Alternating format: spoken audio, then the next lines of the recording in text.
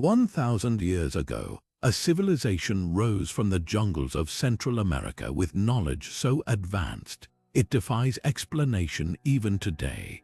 The Maya built towering pyramids aligned with the stars, mastered mathematics without zero, and tracked celestial movements with jaw-dropping precision, then vanished without a trace. Their abandoned cities whisper secrets we still can't decipher. Why did these masters of astronomy and architecture flee their magnificent stone metropolises? What terrifying truths lie hidden in their unreadable codices? Strap in, because today we're peeling back the vines of history to reveal 30 unsolved mysteries of the Mayan civilization. From their eerily accurate doomsday predictions to the gruesome ball games where losers paid with their lives, we're uncovering the enigmas that have baffled archaeologists for centuries. And trust me, by the time we reach mystery number 30, you'll question everything you thought you knew about ancient civilizations. The jungle is ready to give up its secrets. Are you ready to hear them? Let's begin. Now let's step into the jungle's haunting silence, where stone temples stand as tombstones of a lost world. Around the 9th century, something catastrophic unfolded across the Mayan heartland. Thriving cities like Tikal, Palenque, and Capon, once bustling with scholars, artists, and kings, were swallowed by the vines. But here's the chilling part: we still don't know why. One leading theory points to a climate nightmare. Tree ring studies reveal brutal droughts lasting decades, turning fertile lands into dust bowls. Imagine entire cities dependent on rainwater for crops. When the skies betrayed them, starvation could have sparked chaos. Yet, skeptics argue, if drought alone caused collapse, why did some northern cities like Chichen Itza thrive while southern metropolises crumbled? Then there's the warfare angle. Excavations show defensive walls and mass graves, hinting at civil wars or invasions. The Mayans weren't strangers to conflict. Their carvings boast of vanquished rivals, but was it enough to topple a civilization? Critics counter that warfare was almost a cultural ritual for the Maya, not necessarily an extinction-level event. Perhaps the truth lies in a societal unraveling. Imagine a people pushed to the brink by environmental stress, whose kings promised harmony with the gods until crops failed and faith shattered. Could revolts have toppled the elite? The eerie absence of evidence works against us here. No smashing defeat, no single smoking gun, just abandoned plazas where echoes of ceremonies still linger. What makes this disappearance so tantalizing is its precision. This wasn't a slow fade, it was a cascade. In mere decades, scribes stopped writing dates on stelae, architects dropped their tools mid-construction, and astronomers abandoned their celestial charts. It's as if the Maya collectively walked away from their greatest achievements, leaving us to piece together a puzzle with half the pieces missing. So where does that leave us? With more questions than answers, every new discovery, a charcoal layer suggesting fires, a hastily dug mass grave, adds another thread to the tangle. One thing's certain: the Maya didn't vanish. Their descendants still walk among us, keeping alive languages and traditions. But the fall of their classical cities, that remains history's most gripping ghost story. But let's turn our gaze upward, to the pyramids that claw at the sky, silent guardians of Mayan secrets. Unlike Egypt's tombs, these limestone giants defy easy categorization. Were they temples for communion with the gods, cosmic calculators tracking Venus, or something even more enigmatic? Take El Castillo at Chichen Itza, a masterpiece of precision. During equinoxes, shadows slither down its steps like a feathered serpent, an unmistakable nod to Kukulkan, the serpent deity. This wasn't just theater, it was celestial engineering. The pyramid's 4 sides each have 91 steps, totaling 364, plus the platform at the top makes 365. A stone calendar aligning with Earth's journey around the sun. Yet dig beneath it and you won't find a pharaoh's treasure, just a hidden cenote suggesting rituals beyond our understanding. Then there's the puzzle of Palenque's Temple of the Inscriptions. Egyptologists would expect a burial chamber, and they'd be half right. Beneath its floor lies King Pakal's sarcophagus, adorned with a carving that sparked wild theories. Some claim it shows the ruler piloting a spaceship, though scholars see the Mayan world tree cradling him in the afterlife. But here's the twist: most Mayan pyramids lack any tombs at all. Tukul's towering temple of the Great Jaguar, no royal bones. Capon's hieroglyphic stairway, not a single sarcophagus in sight. This absence forces us to reconsider their purpose. At Uxmal, the pyramid of the magician aligns with Venus's extremes, its rounded edges unlike any other. Was it an observatory? At Calakmul, stelae depict rulers conducting rites atop pyramids amid clouds of incense. Was this where heaven and earth touched? Even the construction itself holds clues. Many pyramids were built in layers, like Russian dolls, each new dynasty encasing the old. Not just vanity, but a literal layering of power and time. And then there's the haunting theory of acoustic design. Clap at the base of Kukulkan's pyramid, and the echo returns as the chirp of the sacred Quetzal bird. Coincidence or engineered mysticism? With no written manuals left behind, we're left reverse engineering genius from stone. One thing's clear: these weren't just monuments. They were portals between rulers and gods, between earth and stars, between the living and the unseen. Every stairway, every alignment whispers of a civilization that didn't just watch the sky but spoke its language fluently. And that's a mystery no amount of excavation can fully translate. Now, let's unravel a mystery that once had the world holding its breath: the Mayan calendar and its infamous 2012 prophecy. You remember the frenzy, right? Hollywood blockbusters, doomsday preppers, and midnight vigils, all sparked by a single date carved in stone. But what did the Mayans actually intend? Their long count calendar, a marvel of timekeeping, didn't predict an apocalypse. Instead, it marked the end of a grand cycle, like a cosmic odyssey turning the page. Take the Tortuguero monument, a weathered slab from the 7th century. It's the only known Mayan inscription that mentions December 21, 2012, describing it as the day the god Balon Yoctkaya would descend. But here's the catch: the text is damaged. Scholars can't agree if it foretold destruction or renewal. Some argue it symbolized a transition, akin to our New Year's Eve, where one era gives way to the next. Others point to Mayan creation myths, where time isn't linear but cyclical, with worlds reborn rather than obliterated. The long count itself is a masterpiece of precision.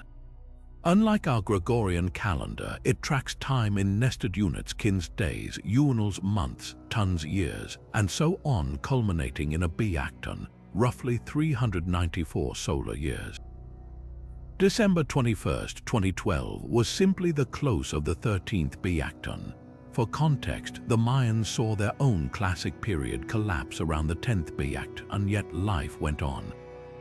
So why assume the 13th meant doom? Modern misunderstandings stem from conflating Mayan cosmology with Western ideas of Armageddon. The Popol Vuh, their sacred text, describes previous worlds destroyed by floods and fire, but each catastrophe birthed a new age. The calendar's end likely mirrored this: a transformation, not termination. Even Mayan descendants, like the Quiché people, laughed off the 2012 hysteria, calling it a foreign misinterpretation.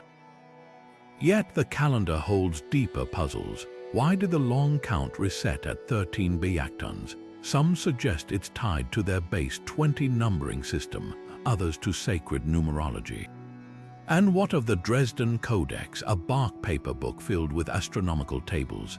It charts Venus cycles and eclipse patterns far beyond 2012, hinting the Mayans envisioned time stretching infinitely forward. Perhaps the real mystery isn't the calendar's predictions, but our obsession with endings. The Mayans, who saw time as a wheel, not a line, might be baffled by our fixation on doomsday. Their legacy, a reminder that time doesn't end, it evolves, and that's a prophecy worth deciphering. Stepping from the cosmic riddles of the Mayan calendar into the realm of blood and sacred sport, we encounter a game where life and death danced on a stone court. The Mayan ball game, known as pits, wasn't mere entertainment. It was a ritual woven into the fabric of their universe, where players became actors in a divine drama. Imagine a narrow alley flanked by towering walls, each sloped at impossible angles. The court itself was a microcosm of the cosmos, its layout mirroring the Mayan creation myth. Players, clad in padded belts and heavy protective gear, battled not just each other but physics itself. The objective, to keep a solid rubber ball weighing as much as a modern bowling ball in constant motion using only hips, elbows, and knees. But here's where the mystery deepens. Did the losers pay the ultimate price, or was it the triumphant who earned the honor of meeting the gods? Archaeological evidence paints a chilling picture. At Chichen Itza's Great Ball Court, carvings show a player kneeling, his head severed, while another holds it aloft like a trophy.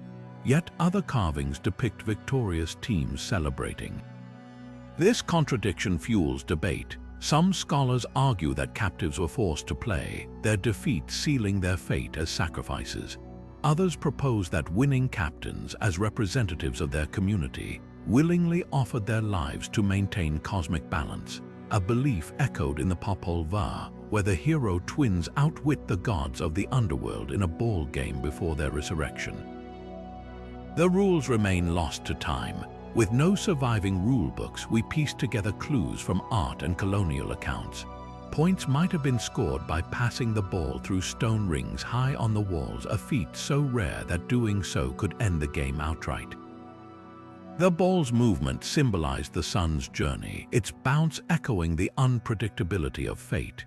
Even the ball's material held meaning. Rubber, harvested from sacred trees, was considered the blood of the earth.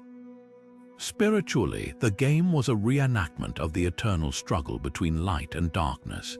The ball court represented the threshold between worlds, and the players became intermediaries. Sacrifices, whether of victors or vanquished, were not acts of cruelty but offerings to ensure rain, fertility, and the sun's return. Modern Maya in Guatemala still play a descendant of pits, though without the lethal stakes, preserving the game's sacred rhythm. Perhaps the greatest enigma is why such a brutal tradition endured for millennia. The answer lies in the Mayan worldview, where life and death were inseparable partners. The ball game wasn't just a sport, it was a covenant with the gods, a reminder that every victory and every loss kept the world in motion. And that's a mystery as gripping as the game itself. Moving from the sacred violence of the ball courts to the quiet intensity of the scribe's workshop, we uncover a different kind of battle, one fought with ink and intellect. The Mayan writing system, a labyrinth of over 800 glyphs, remains one of their civilization's most tantalizing puzzles. While scholars have cracked roughly 80% of these symbols, the remaining 20% hold secrets that could shatter our understanding of the ancient Maya. Picture a scribe hunched over a bark paper codex, painting glyphs with a fine brush.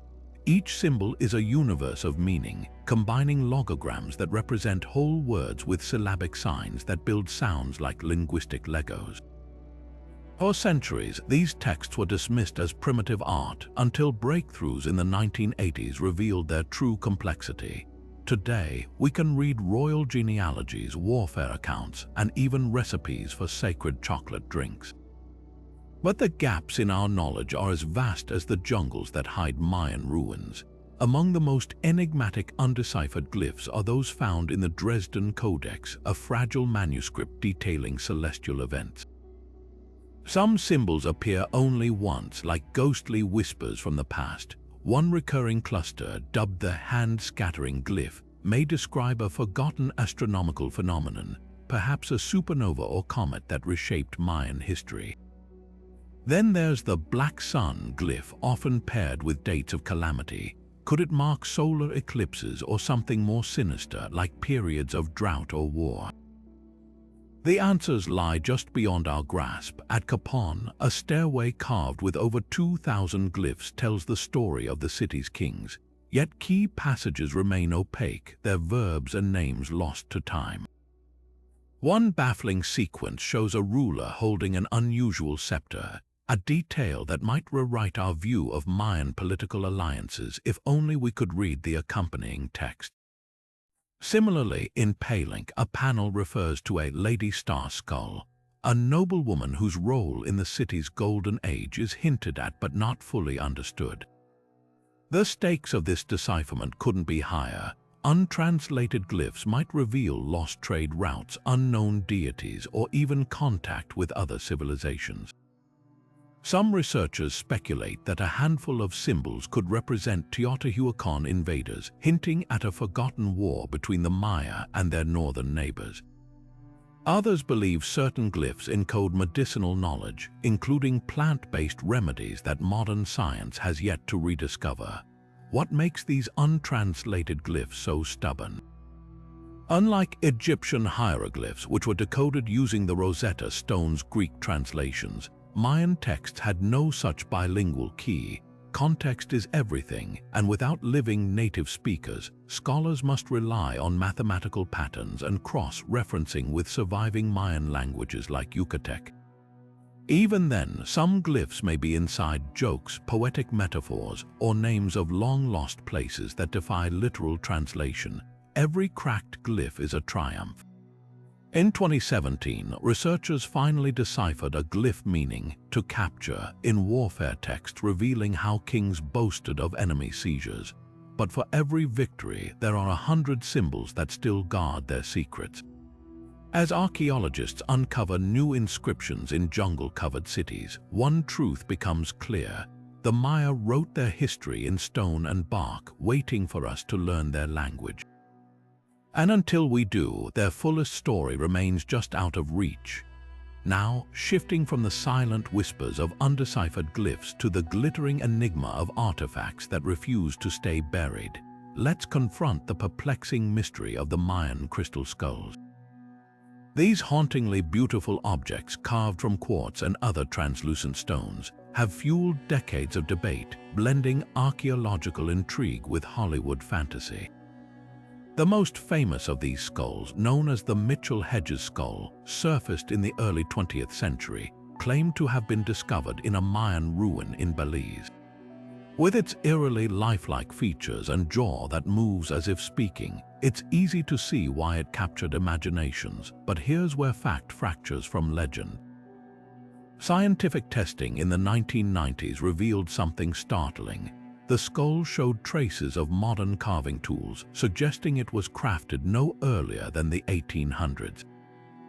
Similar analyses of other ancient crystal skulls in museums like the British Museum and the Smithsonian pointed to 19th century European origins, likely created to satisfy a booming market for exotic curiosities.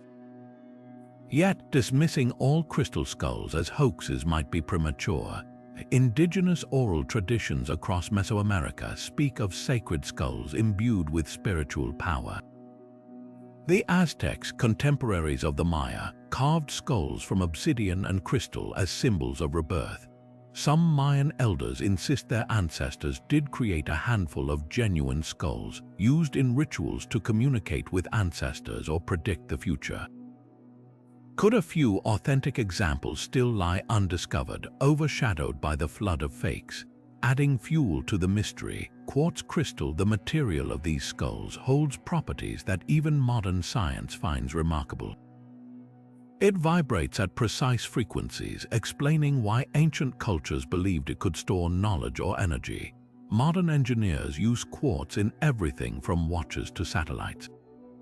Did the Maya understand something about this material that we're only now rediscovering?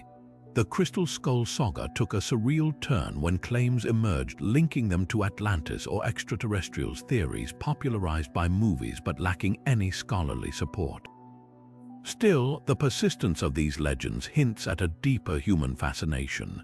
Whether forged or genuine, these skulls reflect our timeless desire to hold artifacts that bridge the mundane and the magical.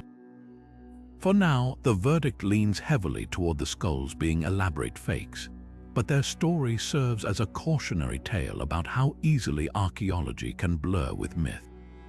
Until an unquestionably ancient skull emerges from a documented Mayan site, this mystery remains suspended between deception and lost wisdom. And perhaps that's fitting, because in the end, the crystal skulls, real or not, have become relics of our own obsession with the unknown. Now, as we step away from the glittering world of crystal skulls and into the realm of ancient artistry, we encounter another Mayan puzzle that has sparked wild theories and scholarly debates alike. The centerpiece of this mystery is the intricate carving on the sarcophagus lid of Palenque the Great, a Mayan ruler buried deep within the temple of the inscriptions at Palenque. At first glance, the scene seems almost otherworldly, so much so that some have dubbed it the Mayan astronaut.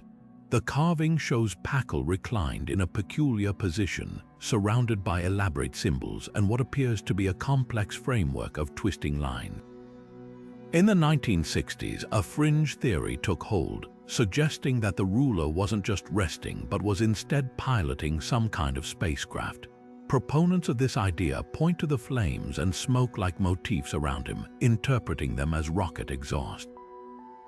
They argue the machine he's operating resembles a futuristic vessel, complete with control panels and thrusters.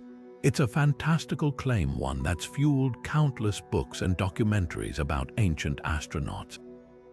But mainstream archaeology tells a very different story. Scholars widely agree that the carving is a representation of Palenque's descent into the underworld, a journey rich with Mayan cosmological symbolism. The so-called spaceship is far more likely the world tree, a sacred axis connecting the heavens, earth, and underworld. The flaming motifs, they're probably depictions of celestial bodies or spiritual energy, not propulsion systems. And the figure at the center is almost certainly the god Kayawil, a deity associated with lightning, serpents, and royal power, not interstellar travel. What makes this debate so fascinating is how two entirely different worldviews, one ancient, one modern, can interpret the same image in such radically opposite ways. For the Maya, this carving was a sacred map of the afterlife. For some today, it's evidence of advanced technology or extraterrestrial contact. The truth, as always, lies somewhere in between, a masterpiece of Mayan artistry, steeped in spiritual meaning yet still capable of igniting our wildest imaginations. What's undeniable is the skill behind the carving itself. Every detail, from the delicate weave of the cosmic chords to the precise alignment of celestial symbols, reflects an advanced understanding of both art and astronomy. Palenque's artisans didn't just record history, they encoded their universe's deepest truths in stone. So was Palenque an astronaut? Unlikely. But the fact that this carving can still stir such passionate debate speaks to the enduring power of Mayan iconography. It challenges us to look beyond our own cultural lenses and appreciate the richness of a civilization that saw the cosmos in ways we're only beginning to decode. And that, perhaps, is the real mystery here, not what the carving shows, but how much we still have left to learn from it. Transitioning from the cosmic symbolism of Palenque, we now plunge into the enigmatic depths of the Mayan underworld, literally. The sacred cenotes of the Yucatan Peninsula are more than just stunning natural pools. These deep, water-filled sinkholes were gateways to the spiritual realm for the Maya, places where the physical and divine worlds blurred. And nowhere is this more evident than at Chichen Itza, home to the infamous cenote Sagrado, or sacred cenote. For centuries, this gaping natural well was a focal point of ritual sacrifice. Archaeologists dredging its murky waters have recovered bones, jewelry, and even golden artifacts, all offerings to the rain god Chok. But what's truly chilling is the discovery of human remains, including children, suggesting these weren't just symbolic gestures. The Maya believed the cenote was a portal to Xibalba, their underworld, and these sacrifices were meant to appease the gods during droughts or crises. Yet, despite decades of study, we still don't fully understand the scale of these rituals. Were they annual events, emergency acts of desperation? The cenote keeps its secrets locked in layers of silt and time. But the mysteries don't stop at the water's edge. Recent explorations have revealed something even more astonishing: underwater tunnel systems snaking beneath the Yucatan's limestone bedrock.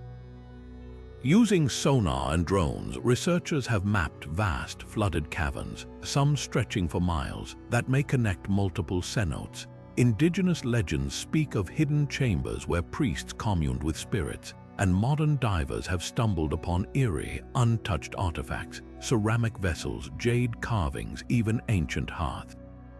Could these tunnels lead to undiscovered ceremonial sites? Or were they escape routes, storage spaces, or something more esoteric? The most tantalizing theory involves the cenotes themselves.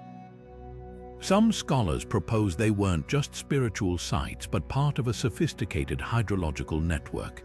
The Maya relied on these sinkholes for freshwater, and their cities were meticulously planned around them. But did they also engineer them? There's evidence that certain cenotes were modified steps carved into walls, platforms constructed hinting at deliberate human intervention. And if the tunnels are interconnected, it raises a spine-tingling question. Did the Maya navigate these labyrinthine passages for rituals we can't even imagine? The sacred cenote's true purpose may never be fully uncovered. Every dive yields new clues but also new riddles. Were these places of terror or transcendence? Practical reservoirs or portals to another realm? What we do know is this: the Maya saw cenotes as living entities, bridges between worlds, and as technology peels back more layers, we're left with a humbling realization. However much we uncover, the depths both of the water and of Mayan belief remain unfathomable. Next, we'll shift from the watery underworld to another haunting enigma: the lost recipe behind the Maya's mesmerizing blue pigment, a color so vibrant it defies time itself. Stepping from the shadowy depths of cenotes into the brilliance of Mayan artistry, we encounter a color that defies time. Maya blue, a pigment so vivid and enduring, still dazzles on murals and pottery centuries after its creation. Unlike other ancient paints that fade or crumble, this turquoise hue clings stubbornly to artifacts, resisting humidity, acid, and even modern chemical solvents. How did the Maya achieve such a feat? The answer lies in a recipe that has baffled scientists for decades. At the heart of the mystery is the pigment's unique chemical cocktail. Traditional blues in other cultures, like Egyptian blue, rely on copper or cobalt, but Maya blue is different. Microscopic analysis reveals it's a fusion of indigo dye, extracted from the leaves of the annual plant, and a type of clay called palygorskite. When heated together, these materials bond at a molecular level, creating a color that's virtually indestructible. The process, known as intercalation, was far ahead of its time. Modern chemists only began replicating similar synthetic pigments in the 20th century. Yet, despite knowing the basic ingredients, we still can't perfectly recreate Maya blue. Why? Because the Maya's exact techniques, the temperatures, ratios, and even the rituals that might have accompanied its creation are lost to history.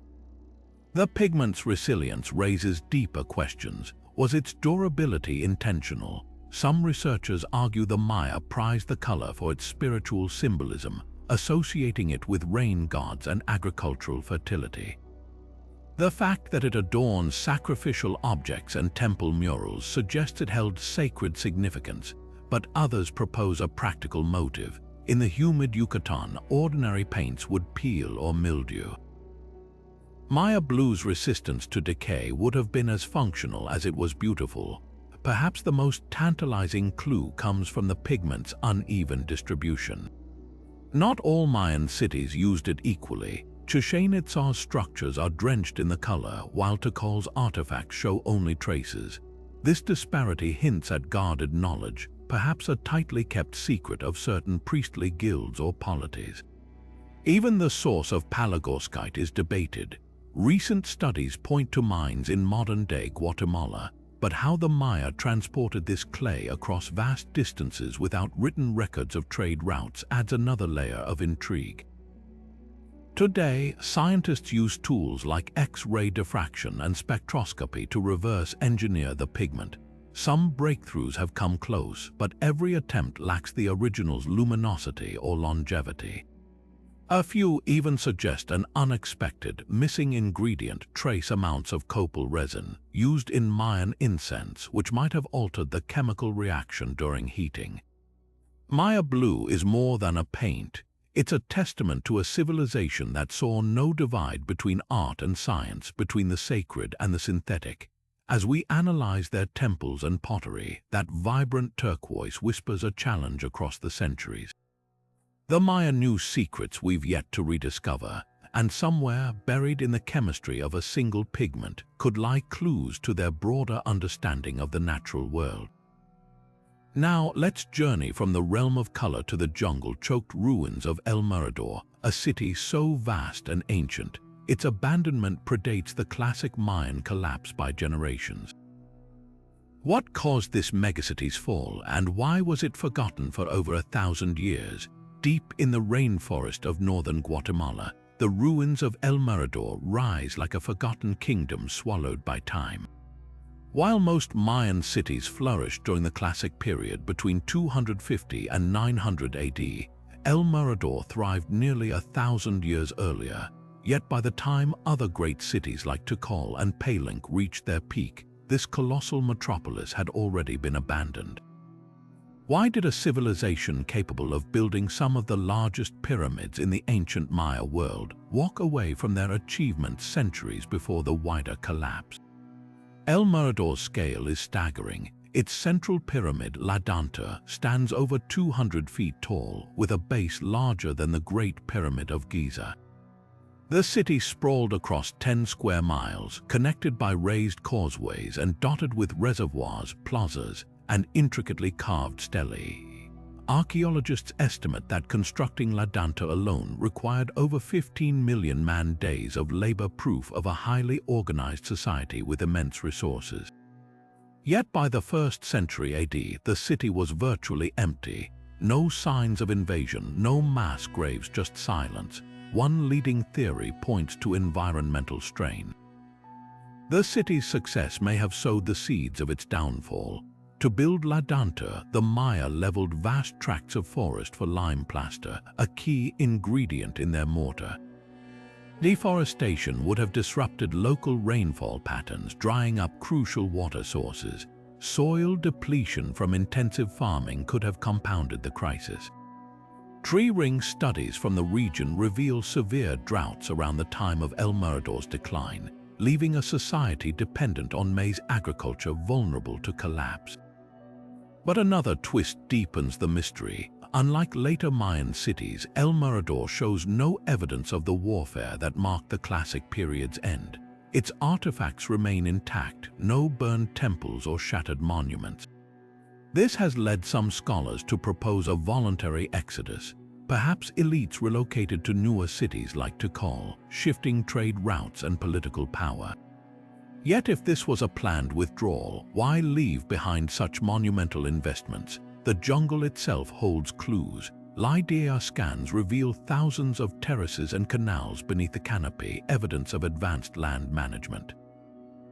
Some researchers argue these innovations prolonged El Mirador's dominance but couldn't outlast ecological limits. Others suggest a more spiritual motive. The city's alignment with celestial events and its abundance of jaguar motifs hint at a culture deeply tied to cosmological cycles. Could religious or prophetic insights have prompted their departure? El Mirador's abandonment raises provocative questions about sustainability. The Maya here mastered urban planning on a grand scale, only to vacate their masterpiece centuries before their civilization's famed decline. As we uncover more of this lost city, its story serves as both a marvel and a caution, a reminder that even the greatest societies are fragile in the face of nature's rhythms. Now let's turn our attention to the intricate network of Sakbiob, the mysterious white roads that connected the Maya world. What purpose did these arrow-straight pathways serve, and why did they vanish into history's shadows? Now, let's journey along one of the most fascinating and least understood features of the Maya world: their vast network of Sakbiob, the enigmatic white roads that cut through jungles and connected cities across hundreds of miles. These perfectly straight causeways, raised several feet above the ground and coated with gleaming white plaster, seem almost too advanced for their time. But why did the Maya invest so much labor into building them? Were they ancient trade routes, sacred pathways, or something far more mysterious? The scale of these roads is astonishing. The longest known Sakbi stretches over 60 miles, linking the cities of Cabar and Yaxuna in modern-day Mexico. Others connect temples, reservoirs, and even remote settlements. Unlike winding trails formed by foot traffic, these roads were meticulously engineered, leveled, packed with rubble, and finished with a smooth lime plaster surface that reflected moonlight, making them visible even at night. Some were wide enough for ceremonial processions, while others were surprisingly narrow, suggesting different purposes. One prevailing theory is that Sakbiob served as trade superhighways. The Maya lacked beasts of burden or wheeled carts, but they transported jade, obsidian, salt, and cacao across vast distances. These roads would have made travel faster and more reliable, especially during rainy seasons when lowland paths turned to mud. Archaeologists have found market goods far from their sources, supporting the idea of an interconnected trade network. Yet there's a spiritual layer to these roads that can't be ignored. Many Sakbiob align with celestial events, pointing directly to temples or sacred caves during solstices or equinoxes. At Chichen Itzá, the Sakbi to the sacred cenote was likely a processional route for rituals. Some researchers argue these paths were less about physical travel and more about symbolic journeys connecting the living world to the underworld or tracing the path of the sun god. Another puzzling detail: many Sakbiob lead to seemingly insignificant locations. Some dead end at small shrines or natural features like caves, fueling speculation about pilgrimages or underworld symbolism. The road from Uxmal to Kaaba, adorned with intricate stone arches, suggests ceremonial grandeur rather than practical transit. But here's the twist: some Sakbiob show evidence of abrupt construction halts. At Yaxuna, a road meant to stretch 20 miles was abandoned after just 6. Was this due to political shifts, resource shortages, or a change in religious practices? The Maya left no written records explaining these choices, leaving us to piece together clues from the stones themselves. The Sakbiob challenge our assumptions about ancient infrastructure. In a civilization without wheels or metal tools, these roads represent a breathtaking commitment to unity, whether economic, spiritual, or political. As laser technology reveals more hidden pathways beneath the jungle, one thing becomes clear: the Maya's white roads were far more than simple dirt paths. They were threads in a grand, still unfolding tapestry of meaning. Next, we'll turn our gaze skyward to uncover how the Maya's obsession with the planet Venus shaped their wars, rituals, and even their calendar, proving their celestial knowledge was light years ahead of their time. Now, let's look to the heavens, where the Maya saw not just stars but messages from the gods. Their fascination with Venus wasn't mere stargazing. It was a celestial obsession that dictated wars, shaped rituals, and even guided their calendar. Imagine tracking a planet's movement so precisely, down to the hour, without a single telescope. The Maya didn't just observe Venus, they worshipped it, feared it, and wielded its cycles like a weapon. Venus, or Chak-ek in Mayan, was more than a bright dot in the sky. It was the twin brother of the sun, a god of war whose appearances signaled times of conflict or renewal. The Dresden Codex, one of the few surviving Mayan books, devotes an entire section to Venus's cycles, predicting its positions with jaw-dropping accuracy.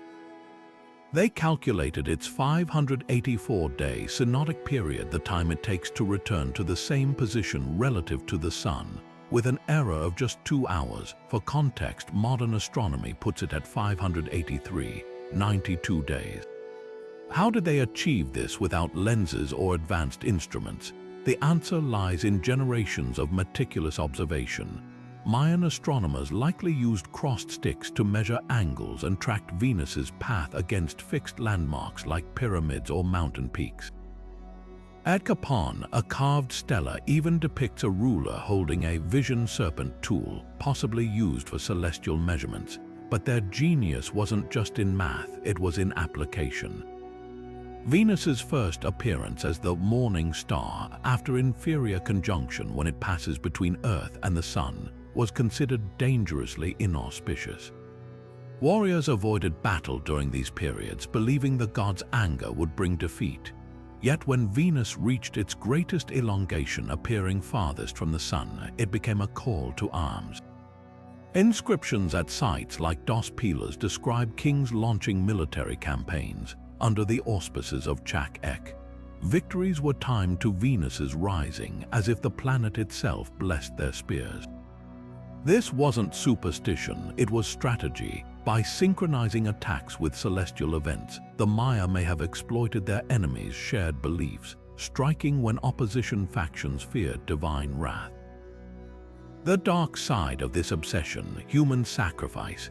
At Chichen Itza, the Temple of the Warriors aligns with Venus's northernmost position, and its cenote holds bones of victims offered during its cycles.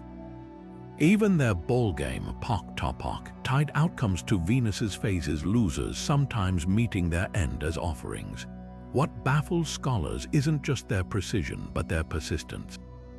Over centuries, without written records of trial and error, the Maya refined their tables to correct for Venus's irregular motions. Some theories suggest they borrowed knowledge from older cultures like the Olmec, but no concrete evidence proves this.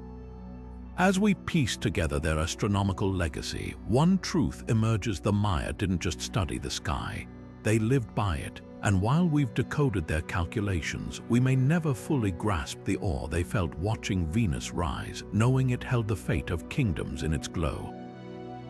Next, we'll examine a collection of bizarre figurines that have sparked debates worldwide.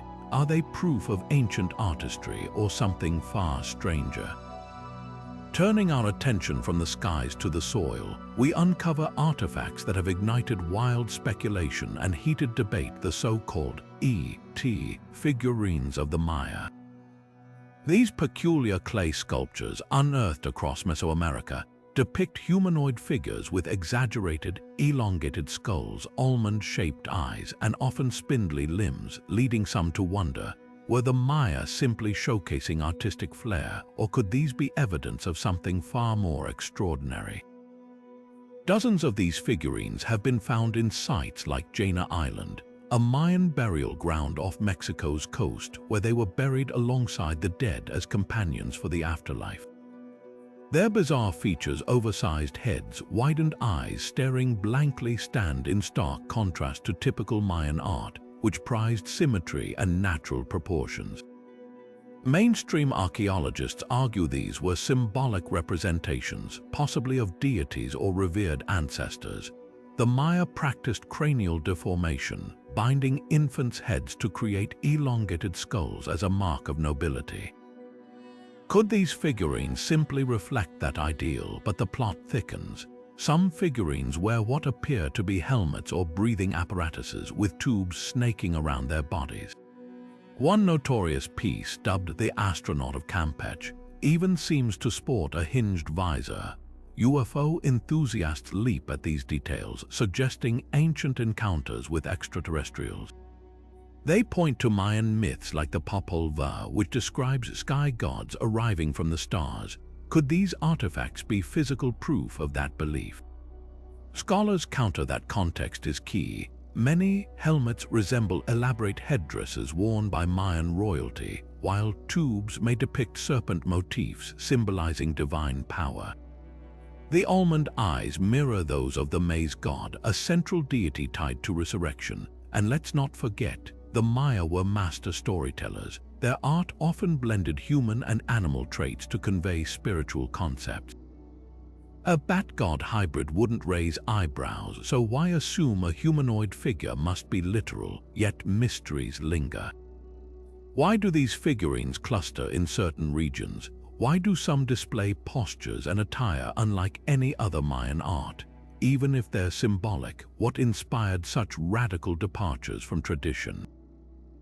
Here's the fascinating twist. Similar, elongated head figures appear globally, from Egypt's Amarna period to Japan's Dogu statues. Coincidence, cultural diffusion? Or something more, until we decipher more Mayan texts or unearth a smoking gun artifact? These eerie figurines will keep us guessing, a testament to how art can blur the line between imagination and possibility. Next, we descend into the shadowy caves of Campeche, where archaeologists uncovered evidence of a chilling bat worship cult tied to the underworld. Now, deep in the labyrinthine caves of Campeche, we stumble upon a discovery that chills the bones, a hidden cult devoted to a fearsome bat deity shrouded in the darkness of the underworld. Here, where sunlight dares not tread, archaeologists have uncovered eerie altars adorned with bat imagery, skeletal remains, and offerings that whisper of rituals steeped in both reverence and terror. The Maya saw bats not as mere creatures of the night, but as sacred messengers bridging the world of the living and the dead. In the Popol Vuh, their sacred text, the bat god Camazotz is a monstrous figure, a decapitator who tests heroes in the underworld with his razor-sharp claws. But in these caves, the worship of Camazotz took on a far more visceral form. Wall carvings depict hybrid figures, part human, part but their wings outstretched as if mid-flight between realms. Some murals show priests wearing bat-headed masks, their hollow eyes staring blankly into the void, perhaps channeling the god's power during trance-like ceremonies. What makes this cult so unsettling is the physical evidence left behind. Excavations revealed piles of bones, not just from bats, but from humans arranged in deliberate patterns. Some skulls show signs of ritual defleshing, hinting at ceremonies where the living communed with the dead. Pottery vessels nearby bear traces of hallucinogenic substances, suggesting these gatherings weren't just about worship, but about altering consciousness to access the spirit world. Why would the Maya venerate such a terrifying deity? The answer lies in their cosmology. Bats dwelling in caves, natural portals to Xibalba, their underworld symbolized transformation. Just as bats navigate darkness with uncanny precision, the Maya believed their shamans could traverse spiritual realms. The caves themselves amplify this connection. Their acoustics distort whispers into echoes, mimicking the supernatural voices described in myths. Yet mysteries linger. Why did this cult thrive in Campeche but leave scant traces elsewhere? Were these rituals reserved for elites, or did commoners partake? And most hauntingly, what happened to the devotees? The caves show no signs of violence, yet were abruptly sealed, their altars left intact as if frozen in time. This bat cult forces us to confront a darker side of Mayan spirituality, one where faith intertwined with fear, and where the line between priest and predator blurred. As we step back into the light, we're left wondering, were these worshippers seeking protection from the underworld or inviting it in? Next, we examine a startling Mayan tradition that turned pain into prestige, the jeweled teeth of their elite. But shifting from the shadows of bat caves to the dazzling smiles of the elite, we uncover another Mayan enigma, one that sparkles with both beauty and brutality. The Maya didn't just adorn their temples with jewels, they bedazzled their own teeth. Archaeologists have unearthed skulls with teeth meticulously drilled and inlaid with jade, turquoise, and even gold, a practice that would make any modern dentist wince. This wasn't mere vanity, it was a calculated display of status, pain endurance, and spiritual belief. Skilled artisans used obsidian drills to bore precise holes into living teeth, then cemented the gemstones with an adhesive made from plant resins and crushed bones. Imagine the agony, no anesthesia, just sheer willpower as the drill bit into enamel. Yet the Maya embraced this torment because a jeweled smile screamed power. The more elaborate the dental work, the higher your rank. Kings and priests often sported the most intricate designs, some with gemstones arranged in patterns mimicking celestial symbols or sacred animals. But why endure such pain? For the Maya, teeth weren't just tools for chewing, they were portals to identity. They believed the breath carried the essence of the soul, and decorating teeth purified that breath, aligning it with divine energy. Jade, in particular, symbolized immortality and life force, so embedding it in teeth was like carrying a piece of the gods in your mouth. Some inscriptions even suggest these modifications helped the elite speak with deities, their gem-studded grins acting as conduits during rituals. The social implications ran deep. Commoners rarely had access to such dental work. It was a privilege of wealth and connection. A peasant with a jeweled tooth might have been a warrior rewarded for bravery, or a merchant who'd traded his way up the social ladder. But here's the twist. Some skulls show evidence of failed procedures where infections led to gruesome abscesses. This raises eerie questions. Were these mistakes hidden, or were they displayed as badges of honor, proof of one's devotion to tradition? Even more puzzling is how the Maya mastered such precise dentistry without modern tools. Their drills left symmetrical holes, and the adhesives held firm for centuries, outlasting the civilizations that applied them. Recent studies reveal their plant-based cements had antibacterial properties, preventing decay around the gems. Was this advanced knowledge stumbled upon by accident, or did they inherit techniques from an even older culture? As we marvel at these glittering smiles from the past, we're left with a haunting duality: the Maya's ability to merge art and agony, status and suffering.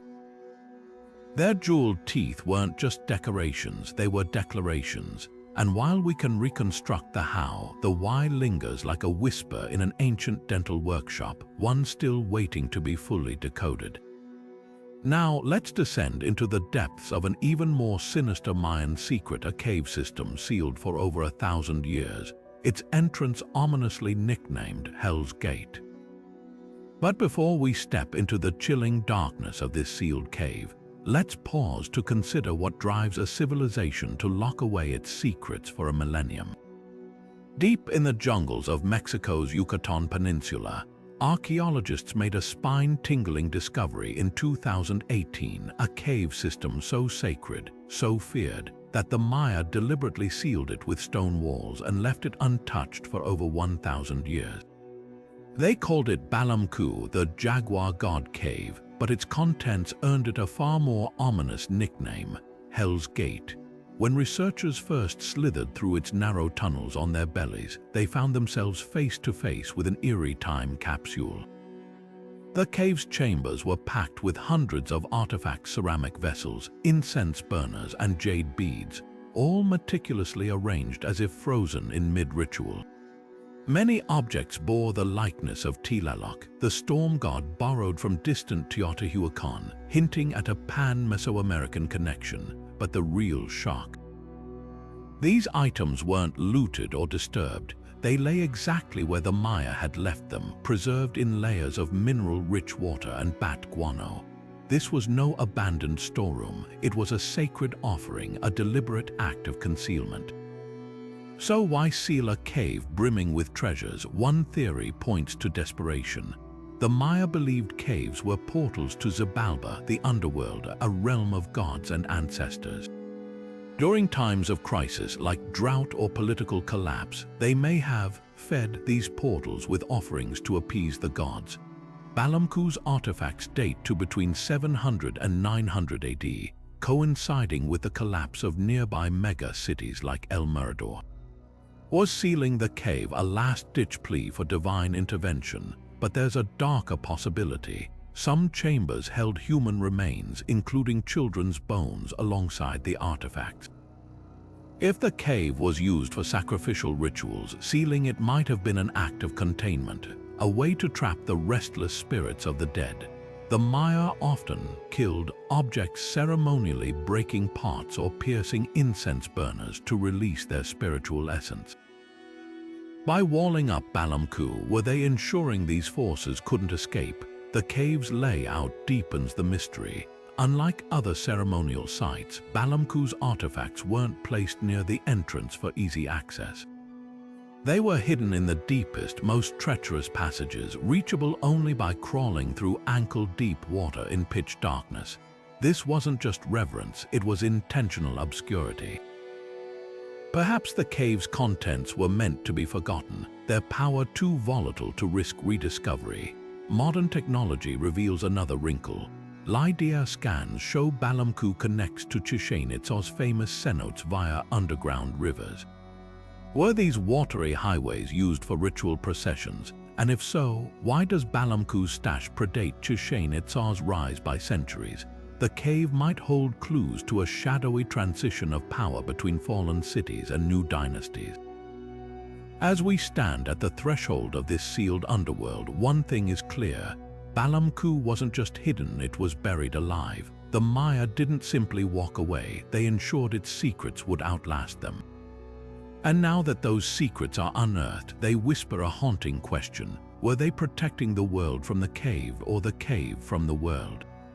Next, we'll meet a woman whose crimson bones tell a royal tale, one drenched in both splendor and suspicion. Shifting from the shadowy depths of Palenque, we now turn to a burial chamber bathed in vivid color, the final resting place of Palenque's enigmatic Red Queen. In 1994, archaeologists uncovered a sarcophagus within Temple 13, its contents startling. The skeletal remains of a noblewoman, her bones dyed a brilliant scarlet from head to toe. This wasn't decay or accident. She'd been deliberately painted with cinnabar, a mercury-based pigment so precious it was reserved for royalty. But who was she, and why did she warrant such a lavish tribute? The Red Queen's tomb was no ordinary grave. Nestled beside Palenque's iconic temple of the inscriptions, the pyramid tomb of King Pakal, her burial site matched his in grandeur. Jade jewelry adorned her skeleton, including a malachite mask and a diadem of shell plaques. A treasure trove of ceramic vessels and pearls surrounded her, but the real showstopper was the cinnabar. The Maya believed this vibrant red mineral held life-giving properties, linking it to blood and rebirth. Covering her bones in it wasn't just decorative, it was a ritual act, a bridge between this world and the next.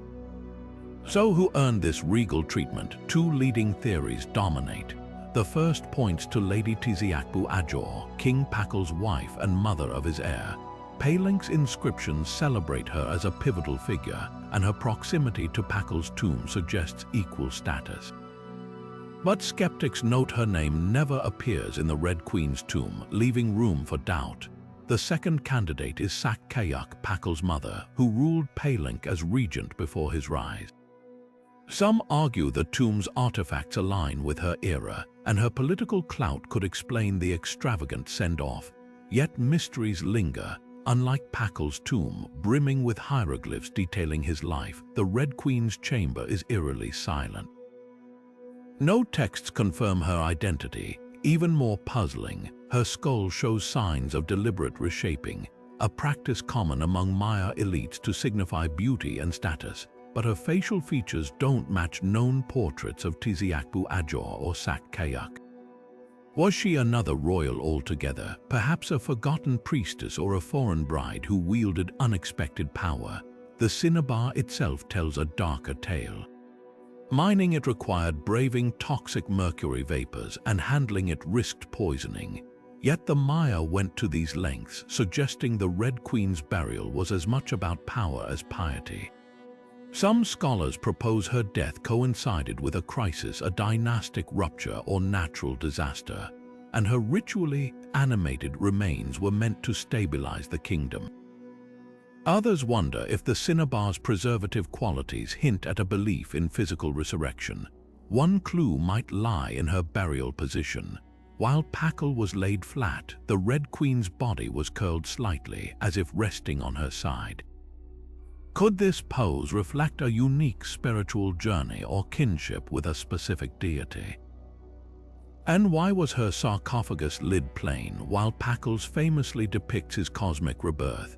The contrasts fuel debates. Was she his equal, or did her legacy demand a different kind of immortality? As the crimson stains on her bones whisper across centuries, the Red Queen challenges our assumptions about Maya royalty, gender, and the price of eternity. Next, we'll explore how another Maya mystery blurs the line between myth and marketplace, their surprising use of chocolate as cold, hard cash. Now, imagine stepping into a bustling Mayan marketplace where the air hums with barter, but instead of clinking coins, the real treasure is something far sweeter. The Mayans didn't just drink chocolate, they spent it. Cacao beans were their currency, a form of money so valuable that counterfeiting them carried the death penalty. This wasn't loose change. Cacao beans were meticulously standardized, dried, fermented, and often placed in cotton sacks to denote specific amounts. Historical records like the 16th century Dresden Codex show prices etched in beans. A turkey cost 100 cacao beans, a rabbit 30, and a slave could fetch as many as 1,000. But how did this system work without banks, minted coins, or even a centralized government? The answer lies in trust and scarcity. Cacao trees thrive only in specific climates, like the shaded lowlands of Guatemala and southern Mexico, making the beans naturally limited. Their durability, lasting months without spoiling, made them ideal for storage and trade. Unlike gold, which was purely symbolic, cacao had intrinsic value. It could be ground into spicy, frothy drinks for rituals or fermented into alcoholic brews. It was food, medicine, and money rolled into one. Yet the system had quirks. Without banks, wealth was literally buried. Nobles stashed beans in ceramic pots beneath their homes, a practice confirmed by archaeologists finding bean-filled vessels in ruins. And while beans were small-scale currency, larger transactions used man-made substitutes like copper axe blades or jade beads as higher denominations. Imagine paying for a house with a handful of beans and a few axe heads. The biggest puzzle, inflation control.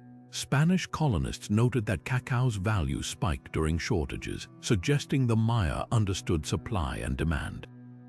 But unlike modern economies, there were no interest rates or loans.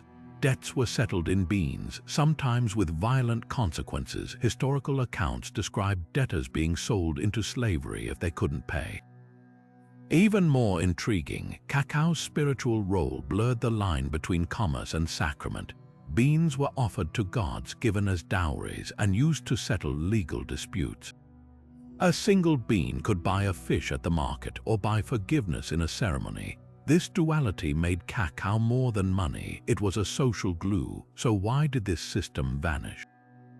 The Spanish invasion introduced metal coins, but cacao stubbornly persisted as currency in some regions until the 19th century. Perhaps its downfall was globalization. As cacao spread worldwide, it lost its rarity. Or maybe, like so much of Maya culture, its true power lay in a world you were still deciphering. One where money wasn't just a tool, but a thread connecting trade, faith, and daily life. Next, we'll peer into another enigmatic artifact, the polished mirrors the Maya believed could unveil the future, or perhaps even bridge the realm of spirits. Shifting from the tangible wealth of cacao beans to the ethereal realm of the unknown, we now uncover a Maya mystery that blends science with the supernatural, their enigmatic mirrors. These weren't ordinary-looking glasses, crafted from painstakingly polished iron ore, often hematite or magnetite. Mayan mirrors were less about vanity and more about vision windows into the future or gateways to the spirit world. Archaeologists have unearthed these artifacts in royal tombs and ceremonial sites, some as small as a palm, others large enough to reflect a face, but their purpose was anything but mundane. Spanish chroniclers recorded that Maya priests used mirrors to see the unseen, scrying for omens or communing with ancestors. One account describes a ruler gazing into a mirror before battle, interpreting swirling mist patterns as divine messages. How did they work? Science offers clues. Hematite's high iron content creates a magnetic pull, and when polished to a mirror finish, It produces eerie distortions. Imagine candlelight flickering across its surface, warping reflections into phantom shapes. Modern experiments show these distortions could induce trance-like states, possibly explaining their use in rituals, but the Maya took it further. They believed mirrors weren't just tools, they were portals.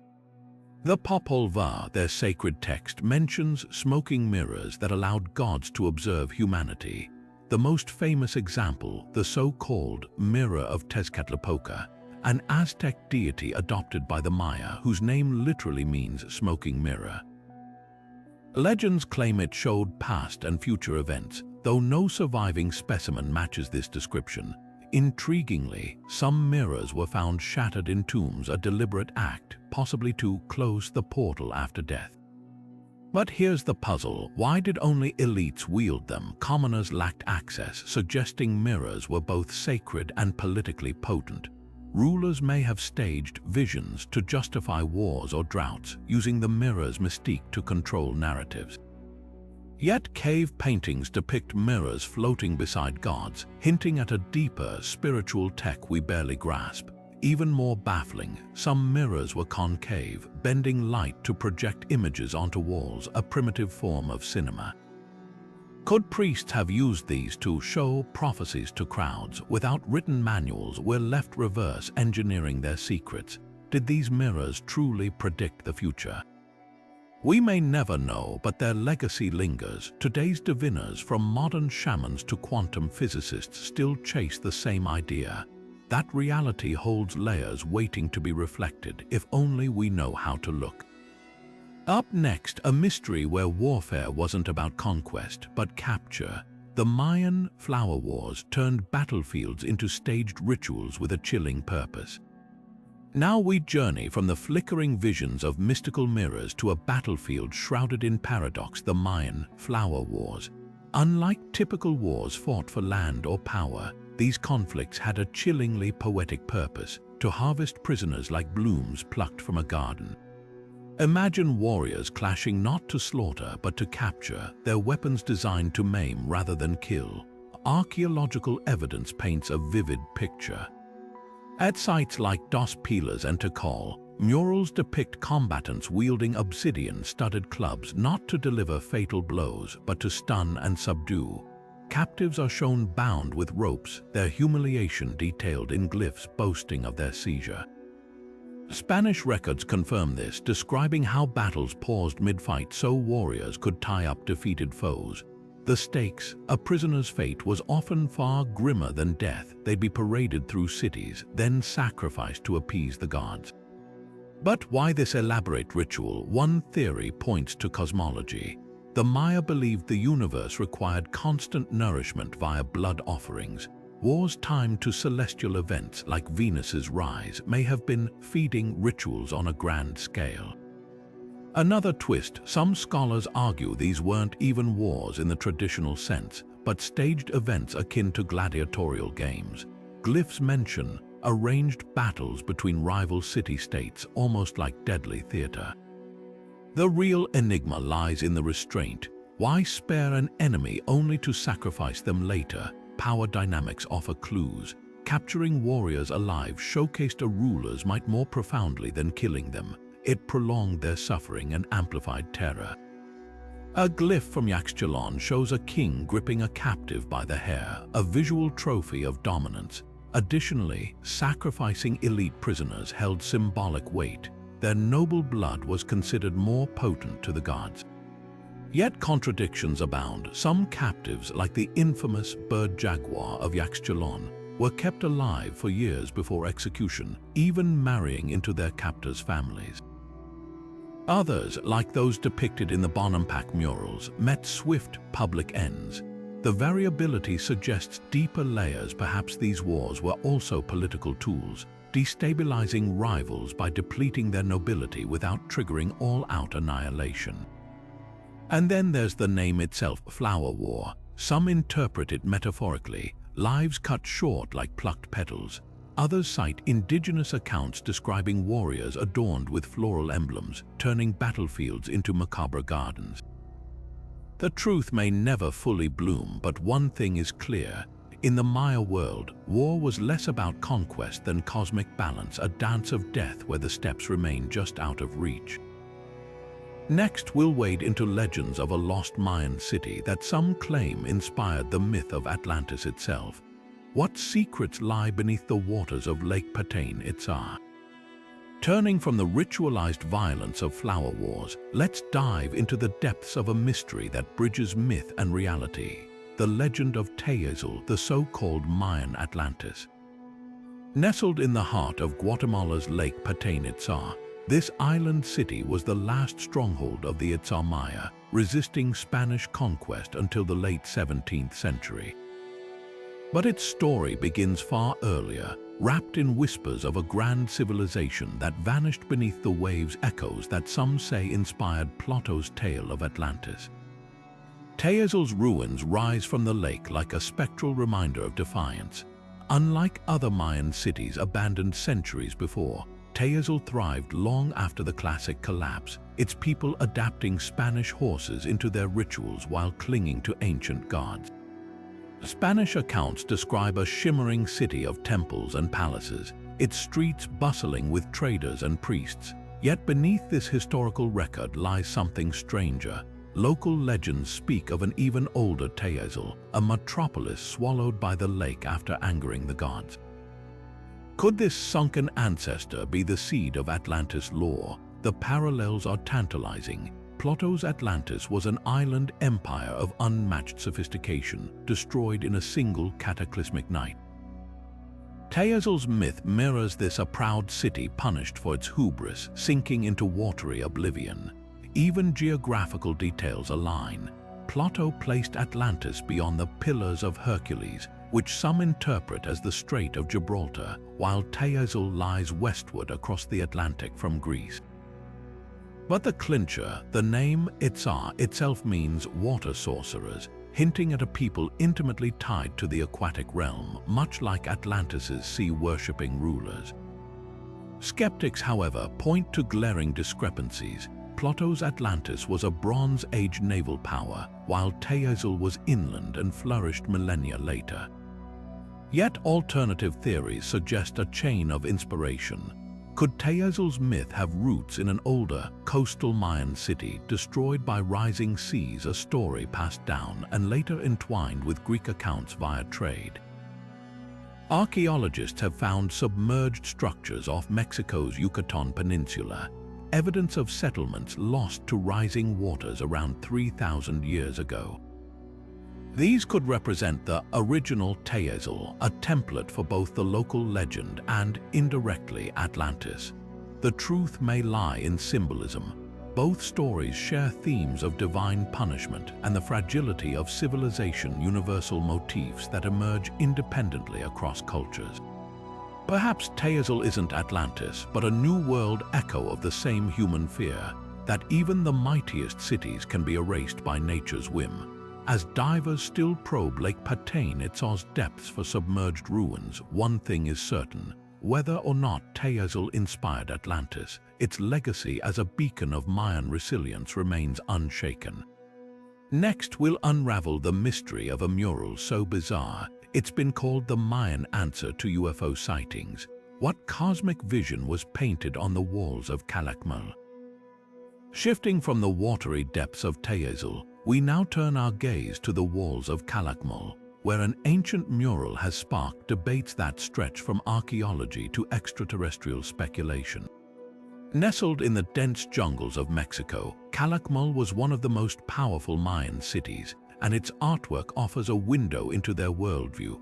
But one mural in particular has left experts and enthusiasts scratching their heads. At first glance, the mural appears to depict a figure seated inside a circular, disc-like object, its hands gripping what seem to be controls or levers. Surrounding this central image are intricate designs that resemble flames or rays, as if the object is emitting energy. To modern eyes, it's hard not to see similarities to popular depictions of flying saucers or spacecraft. This interpretation has fueled theories that the Maya might have witnessed or even interacted with advanced beings from beyond our world. Some point to the figure's elongated head and large eyes, traits often associated with alien encounters in contemporary lore. Could this be evidence of ancient contact, a celestial visitor immortalized in pigment and plaster? Yet scholars offer a far more grounded explanation. The mural, they argue, is rich with Mayan symbolism, and the craft is likely a metaphorical representation of a celestial body or a sacred insect. The Maya revered the natural world, and their art frequently blended human and animal traits to convey spiritual concepts. The circular object might symbolize the sun or a sacred portal, while the figure could be a shaman or deity mid-transformation, embodying the cyclical nature of life and the cosmos. The controls might actually be ritual objects, and the flames could represent the life-giving or destructive power of the sun. Even the elongated head finds a cultural context. Cranial deformation was a practiced tradition among the Maya elite, shaping infant skulls to signify status or divine connection. The mural's large eyes might simply reflect artistic conventions used to denote heightened perception or otherworldly wisdom. What some see as an alien could, in fact, be a ruler or god adorned with symbolic regalia, meant to inspire awe rather than hint at interstellar travel. The divide between these interpretations speaks to a larger tension how we project modern biases onto ancient art. UFO theories often rely on seeing the past through a sci-fi lens, while archaeologists emphasize context, insisting that Mayan imagery must be understood within its own cultural framework.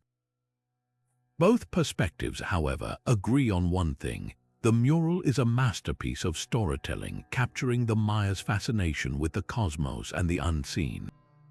Whether it depicts a celestial event, a spiritual journey, or something even more extraordinary, the Calakmul mural reminds us that the Maya saw the universe as a place of wonder and mystery, a sentiment that still resonates today. As we step away from this enigmatic artwork, prepare to encounter another shadowy aspect of Mayan belief: the elusive jaguar shapeshifters, said to walk the line between human and beast.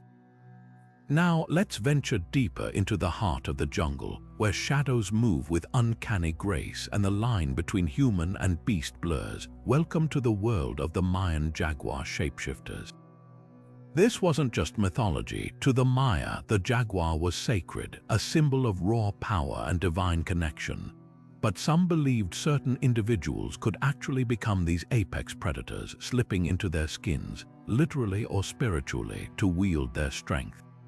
The jaguar wasn't merely an animal to the Maya. It ruled the night, moved silently through the trees, and was considered a bridge between worlds, the physical and the spiritual.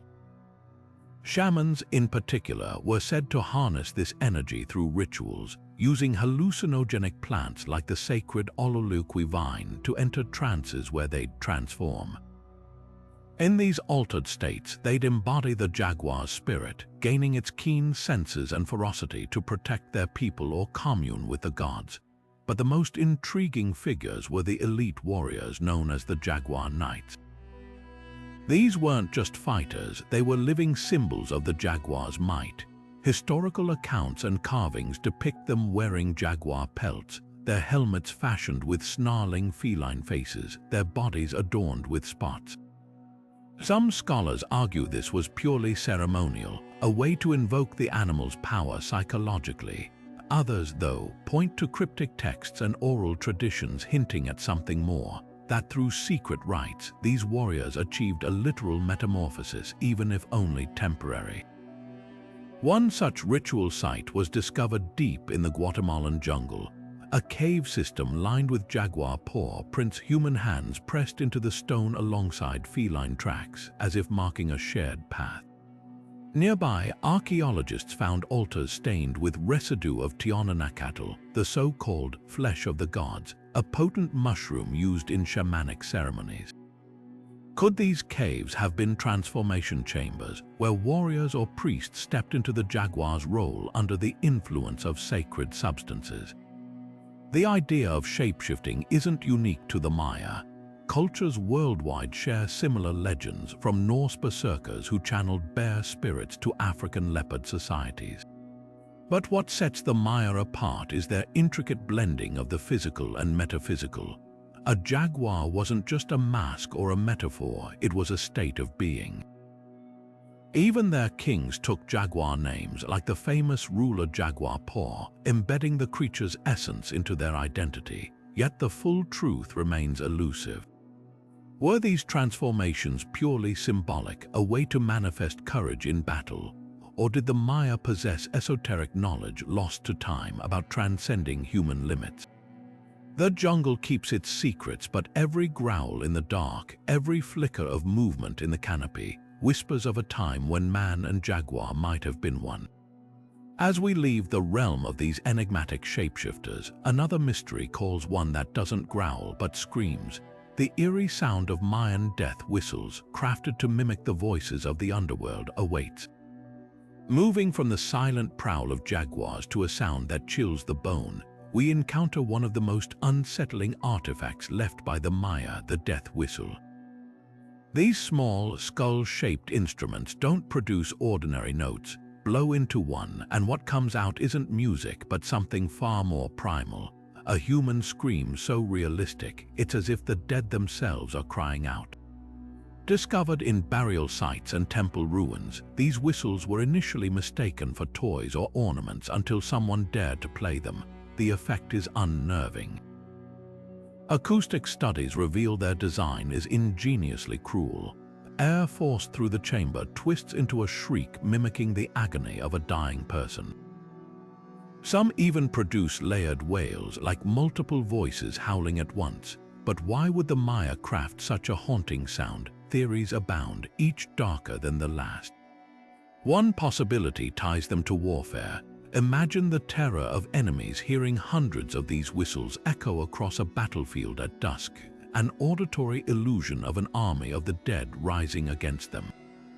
Spanish accounts describe Mayan warriors using psychological tactics, from feathered serpent banners to drumbeats mimicking thunder. Death whistles would fit this arsenal of fear perfectly. Archaeologists found clusters of them near defensive walls at Chalam, hinting they might have been used to signal attacks or disorient invaders. Yet their placement in graves suggests a spiritual role too. The Maya believed the underworld, Xibalba, was a place of trials and torment, ruled by death gods who reveled in suffering. These whistles could have been tools for priests to summon or appease those gods during ceremonies. At Teotihuacan, a site deeply connected to Mayan trade and culture, a mass grave held victims sacrificed to the storm god Tlaloc, each clutching a death whistle. Were their final screams meant to carry their souls to the afterlife, or to terrify the living into obedience? The most chilling theory comes from the Dresden Codex, a Mayan manuscript depicting rituals where deities hold similar objects. Some scholars argue the whistles were voice boxes for the dead, allowing spirits to communicate during sacred rites. Modern experiments support this. When played in temple acoustics, the sound ricochets off limestone walls, creating an omnipresent wail that feels supernatural. What's undeniable is the mastery behind these objects. Unlike crude noisemakers, each whistle was mathematically tuned, with precise holes and chambers to control pitch and distortion. This wasn't haphazard craft, it was acoustic engineering with intent. Whether weapons, ritual tools, or both, their purpose remains shrouded in the same mist that clings to Xibalba's caves. As the echoes of these screams fade, another mystery rises, one not of sound but of sight. The Mayan time travel stele, a carving that seems to defy history itself, waits in the shadows. But mysteries carved in stone aren't the only puzzles the Maya left behind. Their sacred book, the Popol Vuh, spins tales so strange they blur the line between myth and forgotten history. This ancient text, often called the Maya Bible, survived Spanish conquest hidden in secrecy, only to resurface centuries later with stories that still baffle scholars. At its heart lies the saga of the hero twins Hunahpu and Palenque, who descend into the nightmare realm of Xibalba to outwit death itself. their adventures read like a cosmic game. The twins face trials designed to crush them, sent to sleep in a house of razor-sharp knives, crushed under a torrent of blood, their bodies burned and ground into dust. Yet each time they cheat doom with cunning and supernatural aid. In one eerie parallel, they even trick the lords of the underworld by sacrificing and resurrecting each other, a dark mirror of resurrection myths from Egypt to Christianity. Why would cultures separated by oceans share such specific motifs? The Popol Vuh's creation story is just as mind-bending. Before humans, the gods fashioned beings from mud, then wood, but these early attempts were either too fragile or soulless. Only when they mixed maize into flesh did true humanity emerge. This idea that we are literally people of corn isn't just poetry. Modern DNA analysis reveals Mesoamericans adapted uniquely to digest maize, almost as if biology echoes the myth. Even stranger, the text describes a primordial sea under a starless sky, echoing scientific theories of Earth's early conditions. Then there's the recurring theme of decapitation. The twins' father loses his head to a trickster bat god, only for it to spawn a gourd tree later used to conceive them. It's a grotesque cycle mirrored in Mayan art where severed heads sprout vines. Halfway across the world, Norse mythology tells of Ymir, whose dismembered body forms the cosmos. Could these shared symbols point to some archaic, universal human fear, or something more? The Popol Vuh's true enigma lies in its layers. Beneath the heroics, it encodes astronomical knowledge. The twins' battles align with Venus cycles, and their resurrection mirrors the maize harvest. Some scholars believe it's not just a story, but a disguised manual for priestly rites or even a veiled history of pre-classic Maya kings. As we turn the page on these celestial battles, another artifact demands attention, one that shouldn't exist. The controversial Mayan carving showing a figure wearing what looks eerily like a wristwatch pulls us deeper into the enigma of time itself. Now, let's turn our gaze skyward to one of the most breathtaking structures in the Mayan world, Tikal's Temple 4. Towering above the jungle canopy, this pyramid doesn't just dominate the landscape, it seems to converse with the stars. At 230 feet tall, it's the tallest pre-Columbian structure in the Americas, but its true mystery lies in how precisely it aligns with celestial patterns. During key dates in the Mayan calendar, the temple's stairway points directly toward the Milky Way, as if it were a doorway to the cosmos. Was this alignment accidental, or did the Mayans engineer a stargate of stone?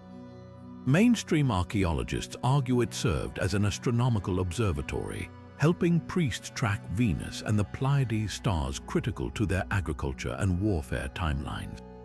But alternative theories propose something more metaphysical. The temple's peak aligns with the dark rift, a dense band of interstellar dust splitting the Milky Way.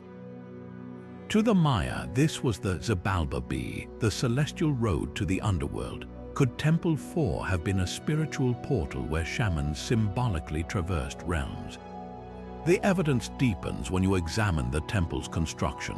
Unlike earlier pyramids built in stages, Temple 4 was erected in a single, ambitious effort around 741 AD. Its summit offers an unobstructed view of the night sky, and artifacts found nearby include carved figures gazing upward, their hands raised as if summoning something from the heavens. Even the temple's name, Yaxmutul, hints at its cosmic purpose. Some scholars translate it as First Mutul, with mutul possibly referencing a knot or portal in ancient Mayan. Then there's the eerie acoustics. Clapping at the base of the stairway produces echoes resembling the chirp of the Quetzal bird, a sacred creature linked to the sky god Quetzalcoatl. In Mayan belief, birds carried messages between worlds. Was the temple designed to mimic this bridge, using sound and stone to connect earth and sky? Modern visitors describe an almost electric sensation at the summit, as if standing at a threshold. Yet skeptics counter that the Milky Way alignment could be coincidental, a byproduct of the temple's east-west orientation, common in Mayan architecture. They note that while the Maya were master astronomers, attributing supernatural intent to their buildings risks overshadowing their scientific achievements. But here's what's undeniable: Temple 4's alignment isn't just a static feature. During the winter solstice, the Milky Way arches directly over its peak, mirroring the world tree of Mayan cosmology, an axis linking the underworld, earth, and heavens. Whether observatory or portal, this pyramid challenges us to reconsider how the Maya perceived the boundary between science and spirit. And as we ponder these celestial connections, another artifact whisks us even further into the unknown, a recipe so potent it could turn the living into the walking dead.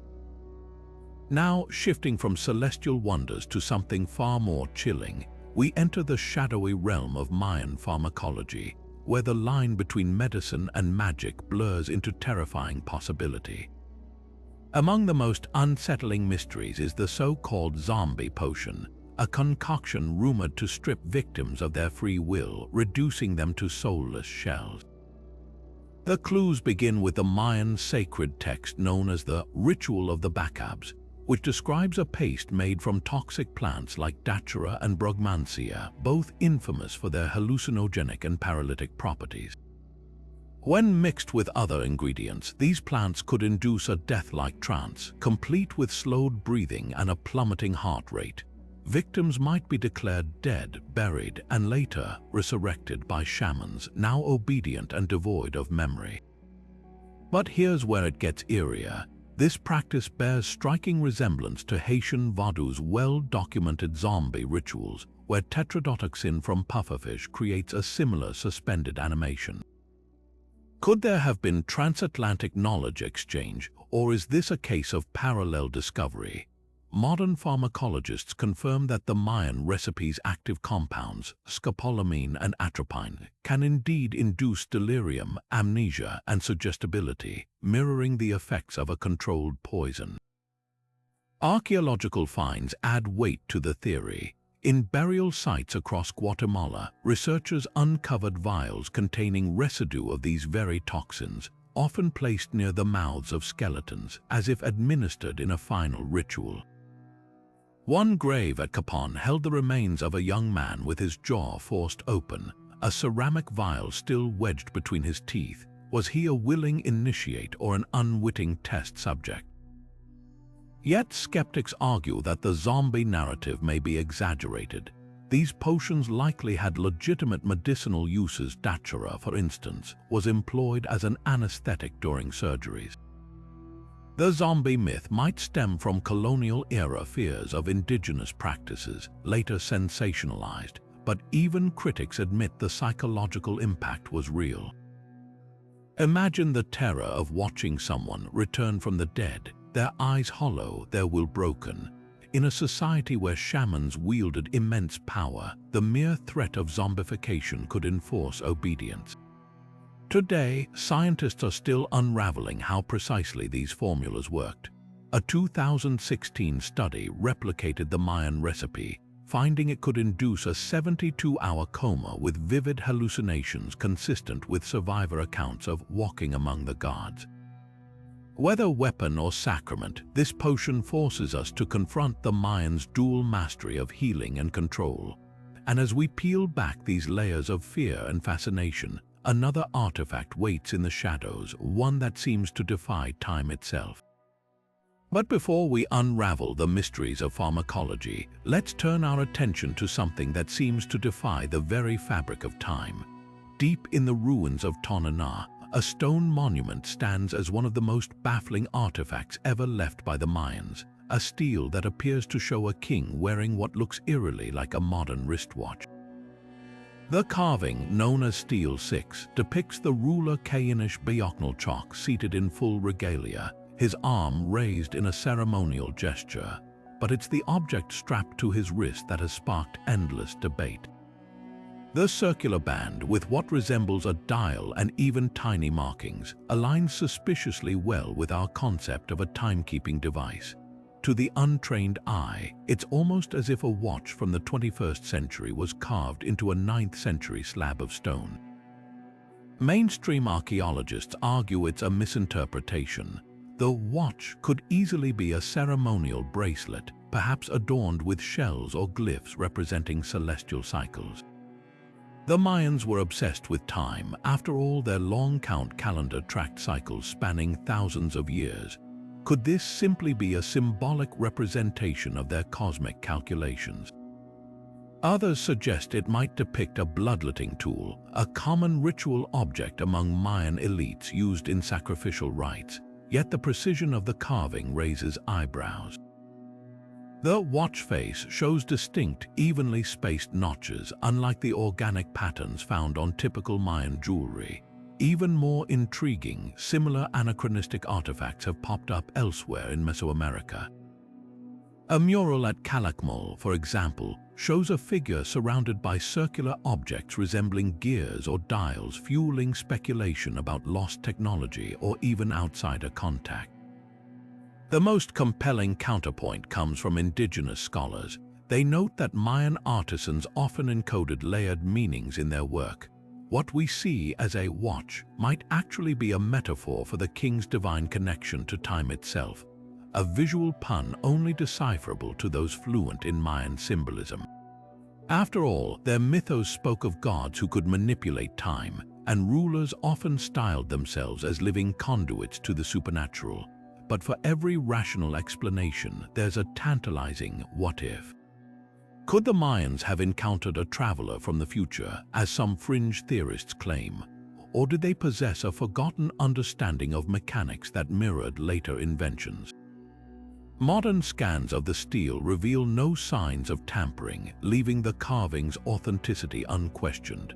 What's undeniable is how this single artifact captures our imagination.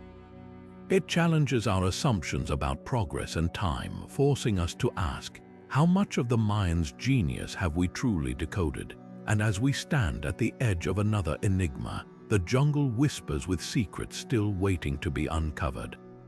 Now, shifting our gaze from the temporal riddles of Tonana, we arrive at a discovery that rewrote the map of the Mayan world. Hidden beneath the dense canopy of Guatemala's Palenque jungle, the ancient city of La Corona lay forgotten for over a millennium until modern technology ripped away the veil. In 2018, archaeologists armed with LiDAR, a laser mapping system that pierces through vegetation, uncovered a sprawling metropolis invisible to the naked eye. The scans revealed pyramids, palaces, and a network of causeways, all swallowed by time and jungle. But the real shock, this wasn't some minor settlement. La Corona was a major political player mentioned in hieroglyphs across the Mayan world. So why did it vanish from history? The answer might lie in its strategic location. La Corona sat at a volatile crossroads between warring city-states, Tikal to the east and Calakmul to the north. Inscriptions suggest it was a vassal of Calakmul, the so-called Snake Kingdom, and a thorn in Tikal's side. When Tikal finally crushed Calakmul in a 7th century war, La Corona's fate may have been sealed. Archaeologists found evidence of deliberate erasure, monuments defaced, records scratched out. It's as if the victors tried to wipe La Corona from memory, a practice seen in other conquered Mayan cities. But here's the twist: LiDAR showed the city wasn't abandoned after its fall. People lingered for generations, repurposing its temples and plazas. Why cling to a dead city? One theory points to La Corona's sacred role. Among the ruins, researchers found a stele calling the city Saknekt, or White Flower Stone, a name tied to Mayan creation myths. This wasn't just a political hub, it may have been a pilgrimage site, a place where stories of gods and kings were etched into stone. Even in decline, its spiritual pull could have kept people tethered to the ruins. Another clue lies in the city's astronomical alignments. Like many Mayan centers, La Corona's buildings were precisely oriented to celestial events, suggesting its priests held onto ancient knowledge long after its rulers fell. The jungle, however, wasn't the only thing hiding La Corona. Modern archaeology's blind spot. Its reliance on visible ruins meant cities like this slipped through the cracks. Before LiDAR, explorers walked right past overgrown mounds, unaware they were treading on palaces. Now, the technology has exposed over 60,000 undiscovered structures across Central America, hinting that La Corona is just one of many ghost cities waiting to be rediscovered. What's haunting is the question this raises: how many other La Coronas are out there? How much of Mayan history remains tangled in roots and vines? The jungle guards its secrets fiercely, but with every laser scan, we're peeling back another layer of this civilization's lost grandeur. And as the trees whisper above the ruins, one thing is clear: the Mayans still have stories to tell.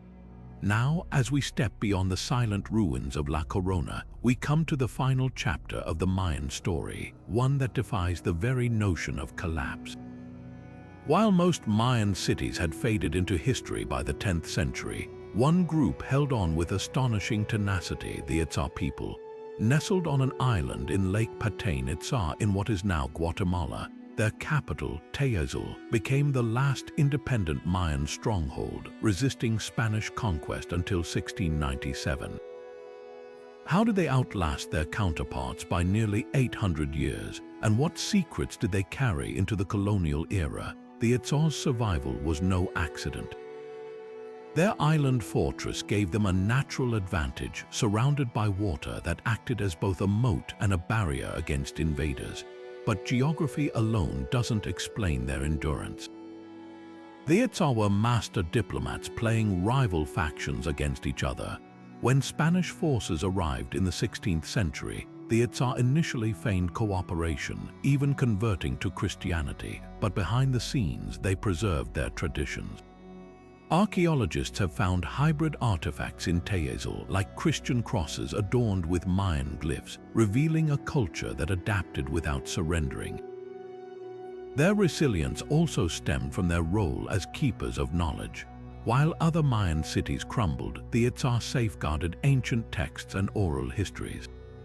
Spanish priest Andrés de Avendano, who lived among them in 1696, wrote that the Itzá priests could still recite creation myths and astronomical calculations verbatim, centuries after the classic Mayan collapse. Some scholars believe Tayazul might have been a refuge for elite scribes and astronomers fleeing fallen cities, turning the island into a living archive. Yet their resistance couldn't last forever. In 1697, Spanish forces finally besieged Tayazul, burning temples and smashing idols. But even in defeat, the Itzá left a puzzle. Where did their knowledge go? Some texts were hidden in caves, others were memorized and passed down secretly.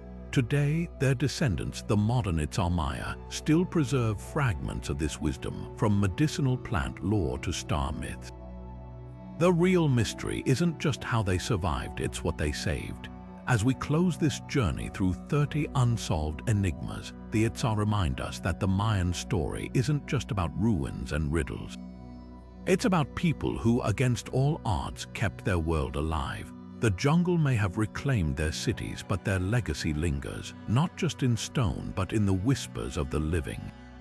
And with that, we're left wondering, what other threads of Mayan wisdom are still waiting to be unraveled? If you've been captivated by these mysteries, don't forget to like, subscribe, and hit the notification bell for more deep dives into history's greatest puzzles. Share your thoughts in the comments. Which Mayan mystery fascinates you the most? Until next time, keep exploring. And so, as we wrap up this journey through the shadows of the Maya, let's take a moment to stand in awe of all that remains unanswered. 30 mysteries, each one a doorway to a civilization that thrived, vanished, and left behind puzzles that still captivate us today. From the sudden abandonment of their towering cities to the eerie precision of their celestial calculations, the Maya remind us that history is never as simple as it seems. We've walked through jungles where pyramids hide undiscovered chambers, deciphered glyphs that whisper of lost prophecies, and even debated whether their art holds clues to otherworldly encounters. Yet for every question answered, a dozen more arise. Consider this: we still don't know why a society so advanced crumbled so swiftly. Was it climate change, war, or something darker? Their calendar's so-called end date in 2012 turned out to be a new beginning for fascination, not apocalypse. And what of the sacred cenotes, those watery gates to the underworld? Archaeologists are still pulling artifacts from their depths, each find rewriting what we thought we knew. Even the Itzar's final stand at Teazul leaves us wondering what ancient texts might still lie hidden in caves or coded into modern-day rituals. The beauty of these mysteries isn't just in their complexity, it's in how they invite us all to become detectives. Maybe you're drawn to the enigma of the crystal skulls, once dismissed as hoaxes but now sparking new debates. Or perhaps the Mayan bat god cult with its eerie cave rituals sends a shiver down your spine. Whatever your favorite puzzle, one thing's certain, the Maya weren't just building pyramids. They were building riddles meant to outlast them. Now it's your turn. Drop a comment below which of these 30 mysteries fascinates you the most. Do you think the truth behind the Mayan collapse is still buried in the jungle, or could their descendants hold the missing pieces? And if you've enjoyed unraveling these enigmas as much as I have, don't forget to hit that like button, subscribe, and ring the bell so you never miss our next dive into history's greatest unsolved stories. The past is full of whispers waiting to be heard. Let's keep listening together.